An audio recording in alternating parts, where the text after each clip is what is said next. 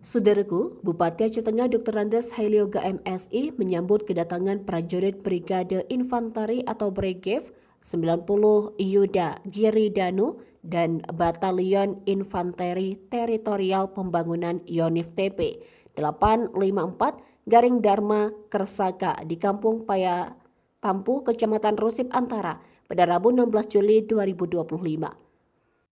Dan peserta upacara yang berbahagia. Atas nama pemerintah Kabupaten Aceh Tengah dan seluruh masyarakat, saya mengucapkan selamat datang kepada prajurit terbaik bangsa. Kehadiran saudara-saudara sekalian adalah kehormatan baik. Penyambutan prajurit untuk penempatan atau mengisi batalion baru dibentuk di Aceh itu dilakukan dalam upacara.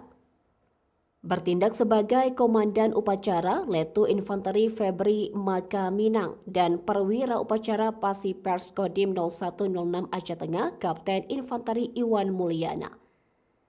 Turut hadir dalam kegiatan penyambutan Forkopimda Aceh Tengah serta tokoh masyarakat setempat.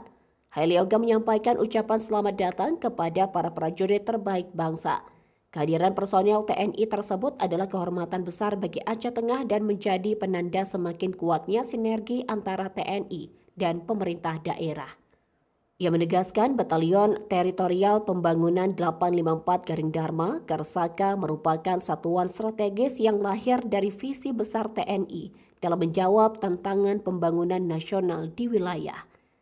Bupati Hailioga mengatakan kami menyambut dengan hangat dan penuh harapan bahwa keberadaan satuan ini akan memberikan kontribusi nyata bagi masyarakat Aceh Tengah. Dalam rangka mendukung program nasional, Hailioga memahami bahwa YTP 854 Garing Dharma, Kersaka, dan Brigif TP 90 Yudagiri Danu yang terdiri dari Kompi Senapan, Kompi Kesehatan, Kompi Pertanian, Kompi Pembangunan dan Kompi Peternakan adalah formasi yang tidak hanya siap menghadapi ancaman militer, tetapi juga siap mengisi peran dalam pembangunan dan meningkatkan kesejahteraan masyarakat. Pemkab Aceh Tengah dalam hal ini Bupati Hailioga menyatakan dukungan penuh terhadap kehadiran dan seluruh aktivitas YTP 854 Garing Dharma Kersaka.